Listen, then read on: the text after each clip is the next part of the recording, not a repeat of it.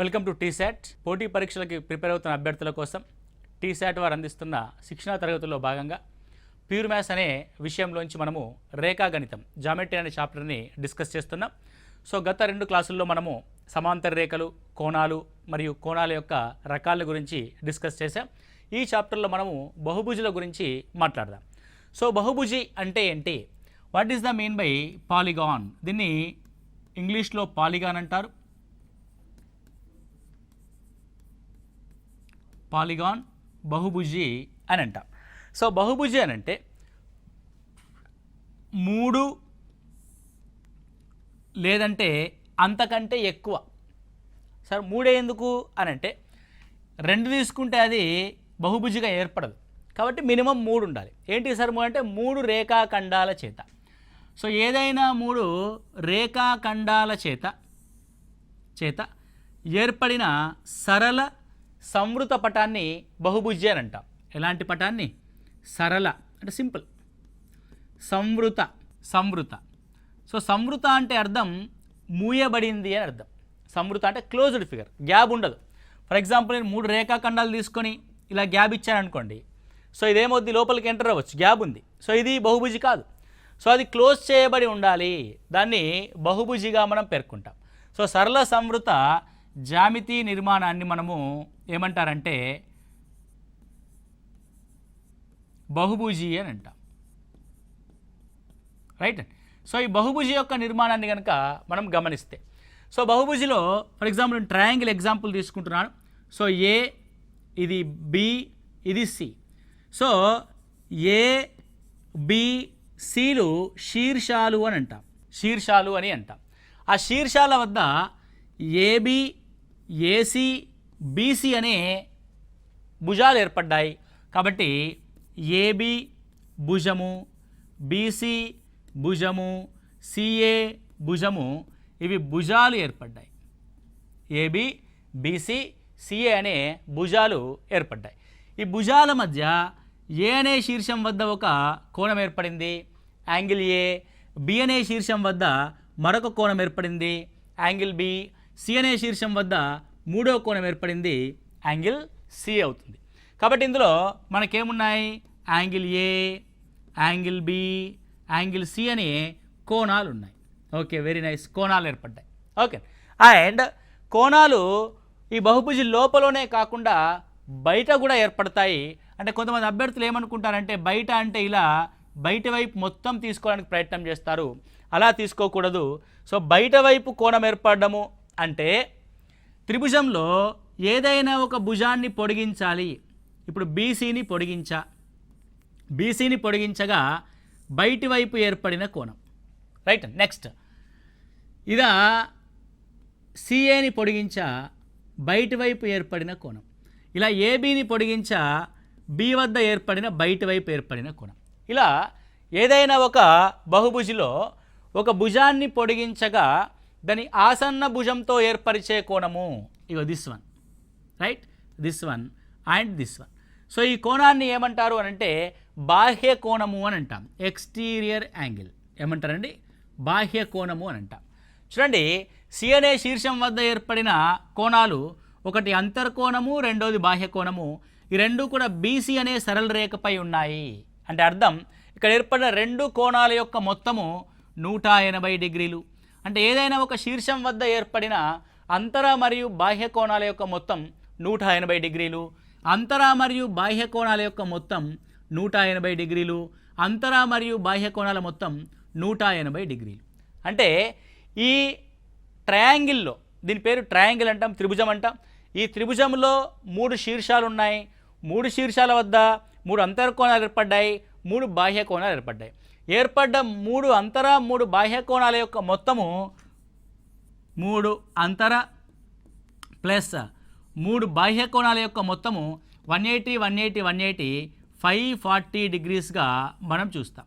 540 డిగ్రీల యొక్క మొత్తమైంది. సో ఇదే కాదు, ఏ బహుభుజ అయినా సరే, ఎన్ని భుజాలున్న బహుభుజ అయినా సరే, ఎన్ని భుజాలున్న బహుభుజి ఏర్పడినా దాని యొక్క బాహ్య కోణాల యొక్క మొత్తము 360 డిగ్రీలకి సమానమవుతుంది. మీరు కావాలంటే ఈ పార్ట్ని కట్ చేసి దీనికి జాయిన్ చేస్తే, ఈ పార్ట్ని కట్ చేసి దీనికి జాయిన్ చేస్తే ఆ మూడు కలిపి ఒక వృత్తాన్ని ఏర్పరుస్తాయి. నువ్వు 4 భుజాలు తీసుకుంటే 4 కలిపి ఒక వృత్తాన్ని ఏర్పరుస్తాయి. 5 భుజాలు తీసుకుంటే 5 కలిపి ఒక వృత్తాన్ని ఏర్పరుస్తాయి. అంటే బాహ్య కోణాల యొక్క మొత్తము అన్ని బహుభుజుల్లో దేనికి సమానంగా ఉంటుంది అని అంటే 360 డిగ్రీలకు సమానంగా ఉంటుంది, ఒక వృత్తానికి సమానంగా ఉంటుంది. 540లో 3 బాహ్య కోణాల యొక్క మొత్తము 360 డిగ్రీలు అయితే మరి 3 అంతర్కోణాల యొక్క మొత్తం ఎంత? 180 డిగ్రీలు. Okay, clear, right. మనం దీన్ని బేస్ చేసుకొని అర్థం చేసుకోవడానికి ప్రయత్నం చేద్దాం. ఏంటి అని అంటే ఇది 3 రేఖాఖండాల చేత ఏర్పాటు చేయబడిన ఒక బహుభుజి, దాని పేరు త్రిభుజం అన్నాం. సో 3 శీర్షాల వద్ద 3 సరళ రేఖలు ఏర్పడ్డాయి. 3 సరళ కోణాల యొక్క మొత్తము 540 డిగ్రీస్గా మనం చూసాం. అంటే for example it is a N sided figure, N భుజాలు కలిగిన ఒక బహుభుజి, ఒక జామితీయ నిర్మాణం.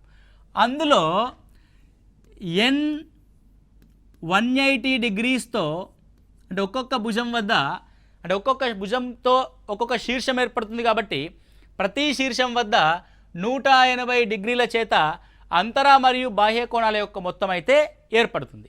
అందులోంచి ఏ బహుభుజ అయినా సరే 360 డిగ్రీల విలువని బాహ్య కోణాలుగా పొందుతుంది. అంటే 360 అంటే 2 180 డిగ్రీస్, 2 180 డిగ్రీస్ బాహ్య కోణాల మొత్తంగా మనం చూస్తున్నాం. ఎన్ 180స్లోంచి 2 180s బాహ్య కోణాల మొత్తం అయితే మరి మిగిలిన ఎన్ని 180లు? ఎన్లోంచి 2 పోగా మిగిలిన 180s. కాబట్టి ఎన్లోంచి 2 పోగా మిగిలిన 180 డిగ్రీలు అనేది అంతర్కోణాల మొత్తానికి సమానమవుతుంది. దేనికి సమానమవుతుంది? అంతర్కోణాల మొత్తానికి సమానము. బాహ్య కోణాల మొత్తము 2 180s, అంతర్కోణాల మొత్తము n-2 180s. Is that clear? Right. ఇప్పుడు మనము ఒక్కొక్క దాని గురించి క్లియర్గా ఇక్కడ చూద్దాం. రైట్, ఫస్ట్ వన్ 3 భుజాలు ఉంటాయి, దాన్ని త్రిభుజము అని అంటాం, ట్రయాంగిల్. రైట్, ఇది అంతర్కోణాల యొక్క మొత్తం, ఇది బాహ్య కోణాల యొక్క మొత్తం. సో ఏ బహుభుజైనా సరే బాహ్య కోణాల మొత్తం 360 డిగ్రీలకి సమానం. ఇక 3 కాబట్టి 3 - 2 అంటే 1 × 180 డిగ్రీస్ అనేది అంతర్కోణాల మొత్తానికి సమానం, 180 డిగ్రీస్. సో ఏదైనా ఒక బహుభుజి 4 భుజాలని కలిగి ఉంటే దాన్ని చతుర్భుజము అని అంటాం. చతుర్భుజం క్వాడ్రిలేటరల్గా మనం చూస్తాం. సో దీని యొక్క మొత్తం 360 డిగ్రీలు, బాహ్య కోణాల యొక్క మొత్తం 360 డిగ్రీలు, అంతర్కోణాల మొత్తం. 4గింటిలో 2 180s వచ్చేసి బాహ్య కోణాల మొత్తము, మిగతా 2 180s వచ్చేసి అంతర్కోణాల మొత్తం, n-2. సో 2 × 180 360 డిగ్రీస్గా మనం చూస్తాం. Okay, clear. నౌ 5 భుజాలు కలిగిన బహుభుజి, దీన్ని పంచభుజి అని అంటాం. దీన్ని ఏమంటాం? పంచభుజి. ఇంగ్లీష్లో పెంటాగాన్ అంటాం. ఓకే, పెంటాగాన్. రైట్. సో 2 180 డిగ్రీస్ 360 బయట. సో పెంటా 5 కాబట్టి 5లో 2 180s పోయినాయి, 3 180s అంతర్కోణాల మొత్తంగా లోపలున్నాయి. కాబట్టి 3 × 180 540 డిగ్రీస్గా మనం చూస్తాం. ఓకే, నెక్స్ట్ 6 భుజాలు కలిగిన బహుభుజి షడ్భుజి అని అంటాం. షడ్భుజి, దీన్ని హెగ్జాగాన్ అని లేదా హెగ్జాగాన్ అని అంటాం. Right, hexagon. Right, next so 2 180s ఎట్లాగూ బాహ్య కోణంగా ఏర్పడతాయి. సో 6లో 2 180s పోతే మిగతాయి 4 180s.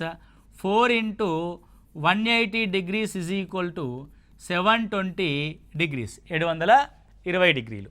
నెక్స్ట్ 7 భుజాలు కలిగిన బహుభుజిని ఏమంటారు? సప్తభుజి. 7 అని అంటే సప్త స్వరాలు 7 అని అంటాం కదా, అది.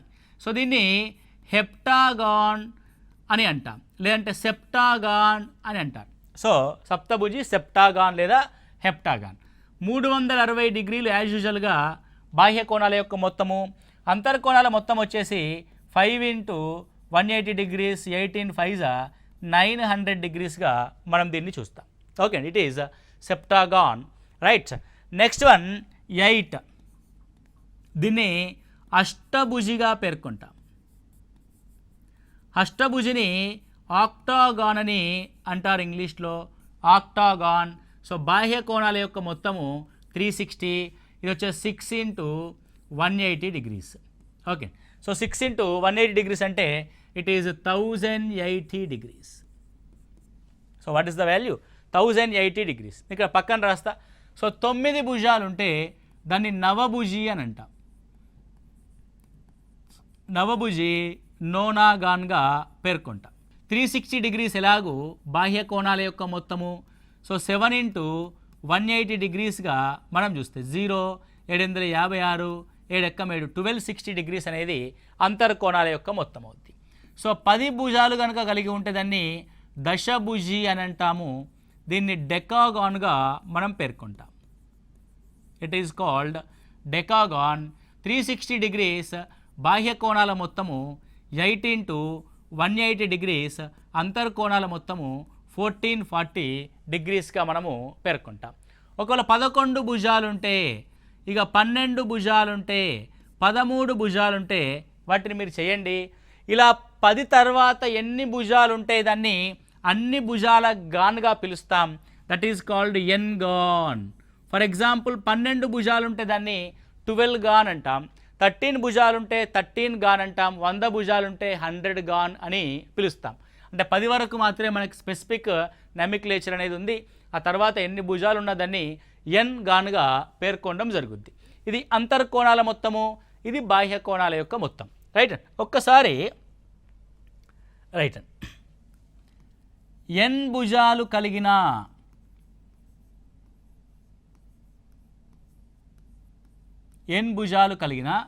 బహుభుజి మన దగ్గర ఉంది. ఎన్ భుజాలు కలిగిన బహుభుజి మన దగ్గర ఉంది. దానిలో అంతర్కోణాల మొత్తం ఉంది. అంతర్కోణాల మొత్తం. ఎందుకు అంతర్కోణాల మొత్తము? ఎన్ భుజాలు ఉన్నాయంటే n-2 × 180 డిగ్రీస్ ఉన్నాయి. ఆల్రెడీ డిస్కస్ చేశాం. నెక్స్ట్ బాహ్య కోణాల మొత్తం ఉంది. నెక్స్ట్ బాహ్య కోణాల మొత్తం. బాహ్య కోణాల మొత్తము 360 డిగ్రీలు అయింది. అంతర్కోణాల మొత్తము, బాహ్య కోణాల మొత్తం. నేను రెండింటి మధ్య నిష్పత్తిని రాస్తున్నాను. అంతర్కోణాల మొత్తానికి, బాహ్య కోణాల మొత్తానికి మధ్య గల నిష్పత్తిని రాస్తే ఇక్కడ 180 2 360. So what is the ratio? n-2:2. So N భుజాలు కలిగిన బహుభుజిలో అంతర మరియు బాహ్య కోణాల యొక్క నిష్పత్తి ఏమవుతుంది అంటే n-2:2 అవుతుంది. ఏమంటాడు అనంటే, ఒక 9 భుజాలు కలిగిన బహుభుజిలో, 9 భుజాలు కలిగిన బహుభుజిలో అంతర బాహ్య కోణాల మొత్తం మధ్య నిష్పత్తి ఎంత? సాధారణంగా అందరూ ఏం చేస్తారు? 9 భుజాలు ఉన్నాయి కాబట్టి 9 భుజాలు కాబట్టి 9 భుజాలు కలిగిన బహుభుజ యొక్క అంతర్కోణాల మొత్తాన్ని కనుక్కుంటారు. బాహ్య కోణాల యొక్క మొత్తాన్ని కనుక్కున్నప్పుడు రేషియో రాస్తారు. మనం డైరెక్ట్గా రాసేస్తాం. ఎన్ అంటే భుజాల యొక్క సంఖ్య. సో అంతర బాహ్య కోణాల యొక్క నిష్పత్తి n-2:2. n-2 అంటే ఇటువైపు 9-2:2. ద రేషియో విల్ బి 7:2గా మనం రాస్తాం. ఓకే, 7:2. Very simple. మీరు చూడండి, అంతర బాహ్య కోణాల యొక్క నిష్పత్తి 7:2. వాటి భుజాల యొక్క మొత్తము 9 మళ్ళీ, అంటే 7 + 2 9. అంటే అంతర బాహ్య కోణాల యొక్క నిష్పత్తుల మొత్తాన్ని కలిపితే మనకు మళ్ళీ భుజాల సంఖ్య వస్తుంది. ఎట్ ద వన్ కండిషన్, ఒక కండిషన్ వద్ద. ఏంటా కండిషన్ అంటే, బాహ్య కోణాల యొక్క నిష్పత్తి ఖచ్చితంగా 2గా ఉండాలి. ఖచ్చితంగా 2 ఉండాలి, లేకపోతే అది వర్కౌట్ అవ్వదు. సార్ లేదండి 2 లేదు, ఏం చేయాలి? 2కి ఈక్వల్ చేయాలి. నిష్పత్తిని మనము ఎలానైనా పెంచుకోవచ్చు, ఎలానైనా తగ్గించుకోవచ్చు. రైట్. ఫర్ ఎగ్జాంపుల్, ఇప్పుడు క్వశ్చన్ ఇలా ఉందనుకోండి. బహుభుజిలో అంతర బాహ్య కోణాల నిష్పత్తి, అంతర బాహ్య కోణాల యొక్క నిష్పత్తి 11:1 అయితే భుజాల సంఖ్య అడిగాడు అనుకోండి, భుజాల సంఖ్య అడిగితే రైట్. ఇందాక చెప్పారు మాస్టర్ గారు ఏమని చెప్పారు, సో అంతర మరియు బాహ్య కోణాల యొక్క నిష్పత్తి ఇస్తే ఆ నిష్పత్తుల యొక్క మొత్తమే మనకి ఏమవుతుంది, భుజాల సంఖ్య అవుతుంది. 7 + 2 9 అయింది అని చెప్పేసి ఇక్కడ దాకా వదిలేసి నువ్వు మధ్యలో వదిలేసావు అనుకోండి సబ్జెక్ట్ని, అందుకే పూర్తిగా చివరి దాకా వినాలి ఏదైనా సరే. సో ఇప్పుడు 11 + 1 12 అని పెట్టేస్తాను. నేనేం చెప్పా కండిషను, ఏదైతే బాహ్య కోణాల యొక్క నిష్పత్తి ఉంటుందో ఇట్ షుడ్ బి 2, అది 2 ఉండాలి. 2 ఉన్న తర్వాత రెండింటిని యాడ్ చేయాలి. 11:1లో ఇది 2 కావాలంటే ఏం చేయాలి, మనం దీన్ని 2తో మల్టిప్లై చేయాలి. Whole ratio multiplied with 2. Now it is 11 2s are 22, 1 2s are 2. That is 22:2. n భుజాల సంఖ్య ఈజ్ ఈక్వల్ టు 24, 24. అది 24 భుజాలు కలిగిన ఒక బహుభుజి కింద లెక్క. Okay right. ఈ విధంగా మనం బహుభుజుల్ని చూస్తాం. నెక్స్ట్ వన్, బహుభుజుల్లో రకాలు, the types of polygons right. So ఒకటి కుంభాకార బహుభుజి, రెండవది పుటాకార బహుభుజి, మూడవది క్రమ బహుభుజి,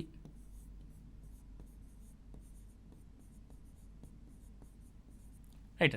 క్రమ బహుభుజి. కుంభాకార బహుభుజి అని అంటే ఏదైనా ఒక బహుభుజి, ఓకే. సో ఇక్కడ నేను ఒక బహుభుజిని తీసుకున్నాను. సో ఆ బహుభుజి కనుక గమనిస్తే ఇది ఏం బహుభుజి, ఒకసారి చూడండి ఎన్ని భుజాలు ఉన్నాయి అందులో అని ఒకసారి చూస్తే. సో ఎన్ని భుజాలు ఉన్నాయి ఇక్కడ అని అంటే ఏ అనే శీర్షము, బి అనే శీర్షము, సి, డి, ఈ, ఎఫ్, ఇదొక షడ్భుజి, 6 భుజాలు కలిగిన బహుభుజి. ఇందులో ఎక్కడ కోణం చూసినా సరే ప్రతి కోణం యొక్క విలువ 180 డిగ్రీల కంటే తక్కువ ఉంది. ఇప్పుడు శీర్షం వద్ద ఒక సరళ రేఖను గీసామనుకోండి, అది సరళ రేఖ యొక్క కోణం మొత్తం 180 డిగ్రీస్ కదా, ఇంకా గ్యాప్ ఉంటుంది. అంటే కుంభాకార బహుభుజి అని అంటే ప్రతి అంతర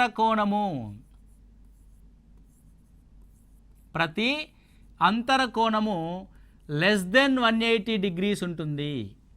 అలాంటి బహుభుజిని ఏమంటారంటే కుంభాకార బహుభుజి అని అంటాం. కుంభాకార బహుభుజిలో వివిధ శీర్షాలని కలుపుతూ ఏ రేఖాఖండాన్ని గీసినా సరే అది బహుభుజి లోపలే ఉంటుంది తప్ప బయటికి రాదు. అది బహుభుజి యొక్క లోపలే ఉంటుంది కానీ బయటికి రాదు. మరి పుటాకార బహుభుజి అంటే ఏంటి, ఇప్పుడు 1 2 3 రైట్, ఇలా చూడండి. సో ఇది ఏ అనే శీర్షము, ఇది బి, ఇది సి, ఇది డి, ఇది ఈ, రైట్ అండ్ క్లియర్ రైట్. ఇప్పుడు ఈ 1 2 3 4 5 పంచభుజిని మనం గీసాం. సో ఇక్కడ యాంగిల్ తీసుకోండి, అంతర కోణము లెస్ దెన్ 180, ఇక్కడ ఉంటే 90 డిగ్రీస్ ఉంటుంది లెస్ దెన్ 180, ఇక్కడ 90 డిగ్రీస్ ఉంటుంది లెస్ దెన్ 180, ఇక్కడ లెస్ దెన్ 180. ఇక్కడ చూడండి ఒకసారి బి వద్ద యాంగిల్ని గమనించండి. సో బి అనే శీర్షం వద్ద నేను ఒక సరళ రేఖను గీస్తా, రైట్. మీకు ఒక సరళ రేఖను గీసినప్పుడు సరళ రేఖపై ఉండే కోణం 180, కానీ బి వద్ద ఉన్న కోణము ఇంకా ఎక్స్ట్రాగా ఉంది. చూడండి సరళ రేఖ కంటే ఎక్స్ట్రా ఉందా లేదా, yes there is n extra. అంటే బి వద్ద ఏర్పడ్డ కోణము 180 డిగ్రీల కంటే ఎక్కువ ఉంది. ఓకే, ఇక్కడ ఏమంటాం, పుటాకార బహుభుజి అంటే కనీసం ఒక కోణము, మినిమం 1, మిగతా ఉన్న నో ప్రాబ్లం, కనీసం ఒక కోణము 180 డిగ్రీల కంటే ఎక్కువ ఉండాలి. అప్పుడు మనం ఏదైనా రేఖాఖండాన్ని కనుక శీర్షాలని కలుపుతూ గీస్తే అది బయటి వైపు ఏర్పడుతుంది, బహుభుజి యొక్క బయటి వైపు ఏర్పడుతుంది ఆ రేఖాఖండము, రైట్ అండి. సో ఆ విధంగా మనము బహుభుజి యొక్క పుటాకార బహుభుజి, కుంభాకార బహుభుజిగా మనం చూస్తాం. క్రమ బహుభుజి, so what is the mean by క్రమ బహుభుజి, రెగ్యులర్ పాలిగాన్.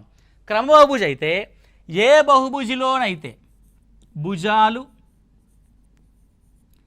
ఒకదానితో ఒకటి సమానంగా ఉంటాయో అండ్ కోణాలు ఒకదానితో ఒకటి సమానంగా ఉంటాయో అలాంటి బహుభుజిని క్రమ బహుభుజి అని అంటాం. ఓన్లీ భుజాలు సమానంగా ఉన్నా అది క్రమ బహుభుజి కాదు, ఓన్లీ కోణాలు సమానంగా ఉన్నా అది క్రమ బహుభుజి కాదు. భుజాలు సమానంగా ఉండాలి, కోణాలు కూడా ఒకదానితో మరొకటి సమానంగా ఉండాలి. అలాంటి బహుభుజుల్ని క్రమ బహుభుజి, రెగ్యులర్ పాలిగాన్గా మనం చూస్తాం. భుజాలు సమానము మరియు కోణాలు కూడా సమానంగా ఉండాలి. ఫర్ ఎగ్జాంపుల్ సమబాహు త్రిభుజం ఉంది. సమబాహు త్రిభుజం ఉంది.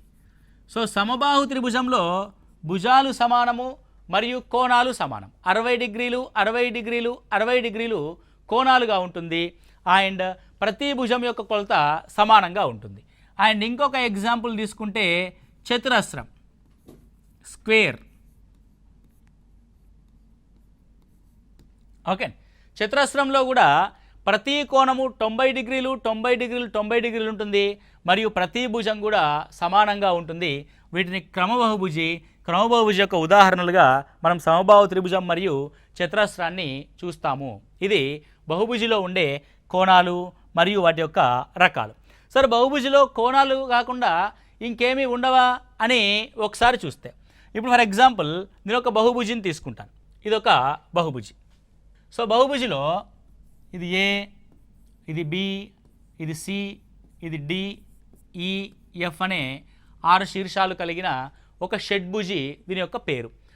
సో ఇది ఏబి అనేది ఒక భుజం అండి. ఏబి అనేది భుజం. ఓకే, బాగుంది. ఏఎఫ్ అనేది మరొక భుజం. ఏఎఫ్ అనేది మరొక భుజం. అంటే ఏ నుంచి శీర్షాలని కలుపుతున్నాను నేను. ఇప్పుడు ఏ నుంచి సిని కలుపుతా. ఏసి అనేది భుజం అవుతుందా? అవదు. ఏ నుంచి డిని కలుపుతా. ఏడి అనేది భుజం అవుతుందా? అవదు. ఏ నుంచి ఈని కలుపుతా. ఏఈ అనేది భుజం అవుతుందా? అవదు. రైట్. అవి ఏమవుతాయి అని అంటే ఇవి కర్ణాలు అవుతాయి. వీటిని ఏమంటారండి? కర్ణాలు అని అంటాం. భుజాలు ఉంటాయి, వాటితో పాటు కర్ణాలు ఉంటాయి. ఏంటి కర్ణాలు? డయాగ్నల్స్ అంటే ఏంటి అని అంటే ఏదైనా ఒక బహుభుజిలో ఒక శీర్షము నుండి ఇతర శీర్షాలని కలుపుతూ గీసిన రేఖాఖండాలని భుజాలు కానటువంటి రేఖాఖండాలని. ఎందుకంటే ఏ నుంచి బి గీస్తాం, అది భుజం అయింది. ఏ నుంచి సి గీసాం, అది భుజం కాదు. భుజాలు కానటువంటి రేఖాఖండాలను ఏమంటారంటే కర్ణాలు అని పేర్కొన్నాం. ఇక్కడ చూడండి, మనకి ఏ, బి, సి, డి, ఈ, ఎఫ్ అనే 6 శీర్షాలు ఉన్నాయి. ఏ నుంచి మనం చూస్తే బికి గీయలేకపోయాం, ఎందుకంటే బికి భుజమైంది. ఎఫ్కి గీయలేదు, ఎఫ్కి భుజమైంది. ఎన్ని గీసాం? సిడిఈకి 3 గీసాం. రైట్ అండి. సో ఏ నుంచి 3 గీయగలం, బి నుంచి 3 గీయగలం, సి నుంచి 3 గీయగలం, డి నుంచి 3 గీయగలం, ఈ నుంచి 3 గీయగలం, ఎఫ్ నుంచి కూడా 3 గీయగలం. అంటే మొత్తం ఎన్ని గీయగలం? 6 శీర్షాల నుంచి ఒక్కొక్క శీర్షం నుంచి మిగిలిన 3 శీర్షాలకి మనం కర్ణాలని గీయగలం. రైట్. ఇప్పుడు ఏ నుంచి ఆల్రెడీ సికి గీసా, నువ్వు సి నుంచి మళ్ళీ ఏకి గీస్తున్నావు, అంతే కదా అర్థం. సి నుంచి 3 గీస్తున్నావు అంటే మళ్ళీ సి నుంచి ఏకి వస్తున్నాయి అర్థం. డి నుంచి మళ్ళీ ఏకి గీస్తున్నా, ఈ నుంచి మళ్ళీ ఏకి గీస్తున్నా. అంటే ఒకసారి గీసిన కర్ణము మళ్ళీ ఇతర శీర్షం నుంచి చూసినప్పుడు రిపీట్ అవుతుంది. రిపిటేషన్ తీసేయాలంటే ఒక్కొక్క డబల్ వస్తుంది కాబట్టి బై 2 చేస్తాం. కాబట్టి మొత్తం ఎన్ని కర్ణాలు ఏర్పడతాయి ఇందులో అంటే 9 కర్ణాలు ఏర్పడతాయి. 6 భుజాలు కలిగిన బహుభుజిలో ఉన్న కర్ణాలు ఎన్ని? 9 కర్ణాలు. రైట్. దీన్ని సింప్లిఫై చేస్తే ఎన్ అనే భుజాలు ఉందనుకోండి, కాబట్టి ఎన్ శీర్షాల నుంచి మనము ఎన్ని కర్ణాలని గీయొచ్చు. సో ఎన్ శీర్షాలు ఉన్నాయి. ఇక్కడ ఒక శీర్షం అనుకుందాం. దీని లెఫ్ట్కి మనం గీయలేం, దీని రైట్కి దాన్ని గీయలేం, తన నుంచి తనకు గీయలేం. అంటే మొత్తం శీర్షాల నుంచి ఎన్ని శీర్షాలు తీసేస్తున్నాము? 3 శీర్షాలు తీసేసి మిగతా ప్రతిదానికి మనం కర్ణాలను గీస్తున్నాం. అంటే n ఇంటూ n-3 కర్ణాలు గీయొచ్చు. రిపిటేషన్ ఉంటుంది కాబట్టి బై 2 చేస్తాం. ఇది నెంబర్ ఆఫ్ డయాగ్నల్స్ యొక్క ఫార్ములా. నెంబర్ ఆఫ్ కర్ణాలు ఏంటి? నెంబర్ ఆఫ్ కర్ణాలు n ఇంటూ n-3/2. కాబట్టి కర్ణాల సంఖ్యకి ఫార్ములా వెరీ వెరీ ఇంపార్టెంట్. కర్ణాల సంఖ్యకి formula n into n-3/2. n into n-3/2. అర్థమైంది కానీ ఎలా వచ్చిందో ఫార్ములా. రైట్ అండి. దాన్ని బై హార్ట్ చేయడం కాదు, ఫ్లోలో నేర్చుకుంటూ వెళ్ళాలి విషయాంశాలని. ఇప్పుడు ఫర్ ఎగ్జాంపుల్ 10 భుజాలు కలిగితే కర్ణాల సంఖ్య ఎంత? కర్ణాలు ఎన్ని? సో 10 ఇంటూ 7/2, ఎందుకంటే n ఇంటూ n మైనస్ 3, 2 5ల 10, 7 5ల 35 కర్ణాలు ఉంటాయి. 35 కర్ణాలు ఉంటాయి. ఇప్పుడు 54 కర్ణాలు ఉన్నాయనుకోండి. 54 కర్ణాలు గల బహుభుజిలో భుజాల సంఖ్య అడుగుతాడు. రైట్. ఇలా రివర్స్ క్వశ్చన్ వచ్చినప్పుడు ఏం చేయాలంటే అనవసరంగా క్వాలిటీకి ఈక్వేషన్ అది ఇది అనుకుంటూ చేయకుండా ఆప్షన్స్ని బేస్ చేసుకోవాలి. Option 1 10, option 2 11, option 3 12, option 4 13. ఇది భుజాల సంఖ్య. మీకేం తెలుసు? భుజాల సంఖ్య 10 అయితే 10 ఇంటూ 7/2 కర్ణాల సంఖ్య అవుద్ది 35. కాదు, మనకి 54 కావాలి. This is not our answer. So 11 into 8/2, 2 4 8, 44. So this is not our answer. So 12 into 9/2, 2 6ల 12, 9 6ల 54. So this is our answer. 54 కర్ణాలు కలిగిన బహుభుజిలోని భుజాల సంఖ్య ఎంత? 12. ఇలా ఆప్షన్స్ని బేస్ చేసుకొని కర్ణాల సంఖ్య నుంచి భుజాల సంఖ్యని కనుక్కోవాల్సి ఉంటుంది. ఇది బహుభుజులు అనే కాన్సెప్ట్ రేఖాగణితంలోంచి మనం క్లియర్గా డిస్కస్ చేసాం. అంతర్కోణాలు అడుగుతాడు, బాహ్య కోణాలు అడుగుతాడు, కర్ణాలు అడుగుతాడు. కాబట్టి 3 అంశాలపైన దృష్టి పెట్టండి. మళ్ళీ ఒకసారి వీడియోని జాగ్రత్తగా చూసి నోట్స్ జాగ్రత్తగా ప్రిపేర్ చేసుకొని ప్రాక్టీస్కి క్వశ్చన్స్ కూడా మీరు ఎక్కడి నుంచి తీసుకున్నా సరే ఒకసారి ట్రై చేయండి, మీకు ఈజీగా వచ్చేస్తాయి. ఓకే, నెక్స్ట్ క్లాస్లో మిగతా కంటెంట్ అనేది చూద్దాం. Thank you, all the best.